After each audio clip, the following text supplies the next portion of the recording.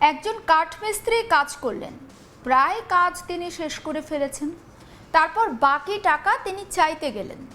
স্বাভাবিকভাবেই তার দাবি ছিল যে কাজের পারিশ্রমিকটা তাকে মিটিয়ে দেওয়া হোক, কিন্তু অভিযোগটা হচ্ছে টাকা চাওয়ার পর তার সঙ্গে কথা কাটাকাটি, তারপর মারধর, এমনকি মোবাইল ফোন কেড়ে নেওয়ার ঘটনাও ঘটেছে। আর যে নামকে ঘিরে এই অভিযোগ, তিনি একজন অভিনেতা নন, তিনি একজন রাজনৈতিক ব্যক্তিত্ব। ফলে বেহালার এই ঘটনা সামনে আসতে স্বাভাবিকভাবে তৈরি হয়েছে নতুন চাঞ্চল্য। অভিযোগ উঠেছে অভিনেতা তথা তৃণমূল কংগ্রেস নেতা সোহম চক্রবর্তীর বিরুদ্ধে। আর এই ঘটনায় রাজ কাপুর শর্মা নামে এক কাঠমিস্ত্রি বেহালা থানায় লিখিত অভিযোগ দায়ের করেছেন। তবে শুরুতেই একটা বিষয় আপনাদেরকে একেবারে পরিষ্কার করে বলি, এখানে যে ঘটনাগুলোর কথা বলা হচ্ছে সেগুলো কিন্তু প্রত্যেকটাই অভিযোগ। অভিযোগের ভিত্তিতে পুলিশ তদন্ত করছে, দুপক্ষের বক্তব্য নেবে এবং তারপর প্রমাণ সংগ্রহ করবে। অভিযোগ প্রমাণিত হওয়ার আগে কাউকে অপরাধী বলা কিন্তু ঠিক নয়। কিন্তু একই সঙ্গে কোনো ব্যক্তির বিরুদ্ধে মারধর, হুমকি বা মোবাইল কেড়ে নেওয়ার মতো অভিযোগ উঠলে সেটিকে গুরুত্ব দিয়ে তদন্তে অবশ্যই দেখা উচিত। কারণ প্রশ্নটা শুধু একজন কাঠমিস্ত্রি এবং একজন অভিনেতার মধ্যে ঝামেলা নয়, এর সঙ্গে জড়িয়ে রয়েছে কাজের পারিশ্রমিক, চুক্তির দায়িত্ব, প্রভাবশালী ব্যক্তির সঙ্গে সাধারণ কর্মীর সম্পর্ক এবং সবথেকে বড় কথা, কোনো বিরোধের সমাধান ঠিক কিভাবে হয়। আসুন পুরো ঘটনাটা একবার আপনাদেরকে শুরু থেকে দেখাই। অভিযোগকারী রাজ কাপুর শর্মা তিনি কি দাবি করছেন? তিনি বলছেন যে তিনি সোহম চক্রবর্তীর ফ্ল্যাটে কাঠের যে ফার্নিচার তার কন্ট্রাক্টের কাজ পেয়েছিলেন।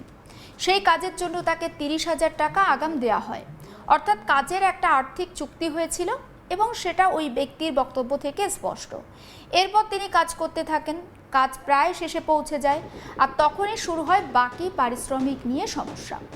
রাজ কাপুর শর্মা দাবি করছেন তার বকেয়া ছিল 79,000 টাকা। তিনি সেই টাকা চাইতে থাকেন, কিন্তু অভিযোগ তাকে বারবার আজ দেব, কাল দেব এরকম বলে ঘোরানো হচ্ছিল। এখানেই প্রথম বড় প্রশ্নটা আসে, কাজ শেষ হবার পর একজন শ্রমিক বা কারিগর যদি তার প্রাপ্য টাকাটা চান, তাহলে সেই দাবি মেটানোর জন্য কি একটা পরিষ্কার সময়সীমা থাকা উচিত নয়? অবশ্যই উচিত, কারণ একটা কাঠমিস্ত্রির কাছে তো ওই 79,000 টাকাটা কোনো একটা ছোট অঙ্কের টাকা নয়।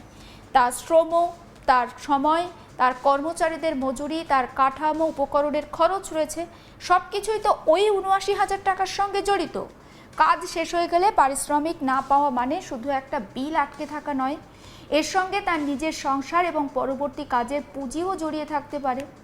কিন্তু এখানেই আবার অন্য একটা প্রশ্ন রয়েছে, সত্যিই কি 79,000 টাকা বকেয়া ছিল? কাজের চুক্তির শর্ত কি ছিল? কাজের গুণমান নিয়েও কোনো সমস্যা ছিল না তো? অগ্রিমের পর কত টাকা দেওয়ার কথা ছিল? কাজ সম্পূর্ণ হওয়ার সংজ্ঞা কি ছিল? কোনো লিখিত চুক্তি হয়েছিল কি? বিল বা কোনো রকম কোনো ইনভয়েস ছিল কি?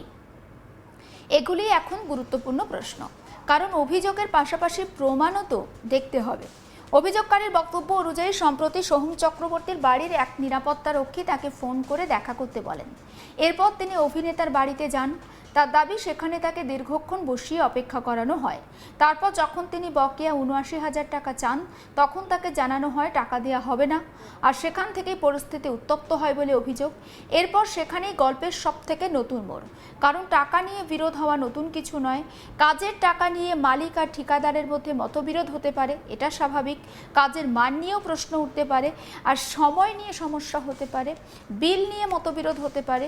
কিন্তু কোনো আর্থিক বিরোধ যদি সত্যি শারীরিক হামলার অভিযোগে পৌঁছে যায়, তাহলে সেটা তো সম্পূর্ণ অন্য স্তরের ঘটনা। রাজ কাপুর শর্মার অভিযোগ তাকে মারধর করা হয়েছে, শুধু তাই নয়, তার মোবাইল ফোন কেড়ে নেওয়া হয়েছে বলে অভিযোগ। আর যদি সেই অভিযোগ তদন্তে সত্যি প্রমাণিত হয়, তাহলে তো প্রশ্ন উঠবে, কেন একটি আর্থিক বিরোধকে শারীরিক সংঘর্ষের পর্যায়ে নিয়ে যাওয়া হলো। আসুন শোনাই অভিযোগকারী রাজ কাপুর শর্মা ঠিক কি বলছেন সেই বক্তব্য।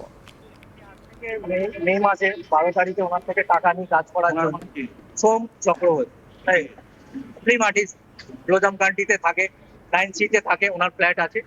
এবার কাজ করার জন্য আমি অ্যাডভান্স নিই, তারপর ওনার কাজে আমি যাই। তারপর আমি দীর্ঘদিন পর ওনার যখন কাজটা স্টার্ট করি, তারপর আমি কন্টিনিউ কাজ করছি। আমার কাজ 80% হয়ে গেছে।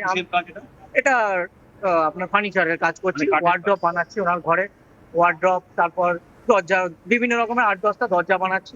এবার সব কাজ উনি কাজের পর কাজ আমার বাড়িয়ে যাচ্ছে। আমার ওনার সাথে কন্ট্রাক্ট হয়েছিল 55,000 টাকায় শুধু ওয়াল ক্যাবিনেট আমার 80% কমপ্লিট হয়ে গেছে।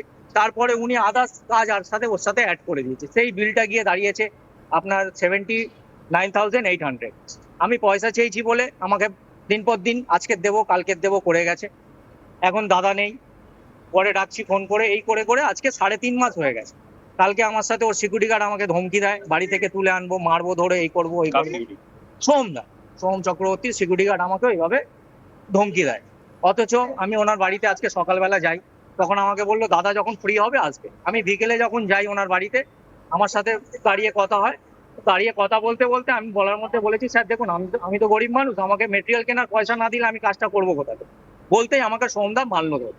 ঠিক আছে, মারার পরে আমাকে নিচে নিয়ে গিয়ে ওনার যে সিকিউরিটি গার্ড তোতন নাম জানি আমি, আদার্স কিছু জানি না, উনি নিচে নিয়ে গিয়ে আমাকে কাগজে লিখিয়েছে যে এতদিন এই লেট হয়েছে, কাজের এই সব ডিটেলস আমার থেকে লিখিয়েছে, কদিনে তুমি কাজ কমপ্লিট করে দেবে লিখিয়েছে। তা আমি বলেছি মেটেরিয়াল যদি আপনি কিনে দেন আমি 5 দিনে কাজ কমপ্লিট করবো, তার থেকে বেশি পারবো না।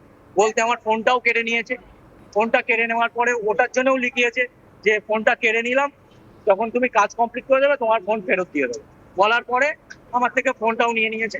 আমি ওখান থেকে বেরিয়ে আসছিলাম, আমাকে 1.5 ঘন্টা বসিয়ে রেখেছে ওখানে, বেরোতে দেয়নি। সিকিউরিটি গার্ডদের বলে রেখেছিল ওকে বেরোতে দেবে না। 1.5 ঘন্টার পরে ফোন করে বলছে যে ওই কাগজের মধ্যে সোহমদার নাম লেখা আছে, তো ওই নামটা তুমি সরিয়ে ওখানে আমার নাম লিখে তুমি পেপারে সই করো। তা আমি বলার মধ্যে বলেছি আমি করবো না। তো আমাকে বলেছে তোমার বাড়ি থেকে তুলে এনে খেলাবো, এই করবো ওই করবো। এটা সোহমদার সিকিউরিটি গার্ড তোতন। সোম কি তোমার গায়ে হাত দিয়েছে? সোম আমার গায়ে হাত দিয়েছে, আমাকে মানে ঠেসে লিফটের গায়ে ঠেলান দিয়ে ঘুষি মারতে গেছিল, আমি হাত বাঁচিয়ে নিয়ে নিয়েছিলাম, আমার মুখ কেটে তারপরে নিচে চলে এসেছে। অথচ এই কথাটা আমার গায়ে হাত তুলেছে যখন অলরেডি কথা হয়ে গেছে যে আপনার কাজ আমি 5 দিনে কমপ্লিট করে দেবো। তারপরে আমি বলেছি যে এর আগের বারও তো স্যার আপনি কাজ করিয়েছিলেন, তো আমাকে কাজ করিয়ে 1.5 মাস ঝুলিয়ে আপনি পয়সা দিয়েছেন। তো আমরা গরিব মানুষ বলে আমরা 2 দিন লেট করলে আমাদের প্রবলেম, আপনি বড় লোক বলে যা তা কিছু নেই। সোমের কোন ফ্ল্যাটে? সোমের 9C 10C। কোন জায়গায়? এটা হলো ব্লজম কান্ট্রি, আমাদের অ্যাড্রেস হলো 180 আগরওয়ালা গার্ডেন, কলকাতা 7 লক্ষ 34। তাহলে কি অভিযোগ করতে? থানায় অভিযোগ না করলে এইভাবে তো প্রোটেকশন করবে, এইভাবে থানায় তো আমার দরকার আছে এফআইআর করা। আজকে আমার সাথে হয়েছে, এরপরে তো আরো কারোর সাথে হবে। সোম চক্রবর্তীর নাম। দেখুন, কাজ করার পরে কেউ যদি পারিশ্রমিক দাবি করে এবং ন্যায্য পারিশ্রমিকটা দাবি করে, এটা তো কোনো রকম কোনো অন্যায় নয়, এবং তার জন্য তাকে শারীরিক নিগ্রহের শিকার হতে হবে, এটাই তো সব থেকে বড় প্রশ্ন। এই প্রশ্নগুলোই উঠছে, গোটা বিষয়টা এখন তদন্ত করে দেখছে পুলিশ, এবং তদন্তের রিপোর্ট সামনে আসার পরে ঠিক কী ঘটনা ঘটেছে সেটা পরিষ্কার হবে। সমস্ত আপডেট পৌঁছে দেবো আপনাদের কাছে। নজর রাখুন আজ তাক বাংলায়, সাবস্ক্রাইব করতে ভুলবেন না।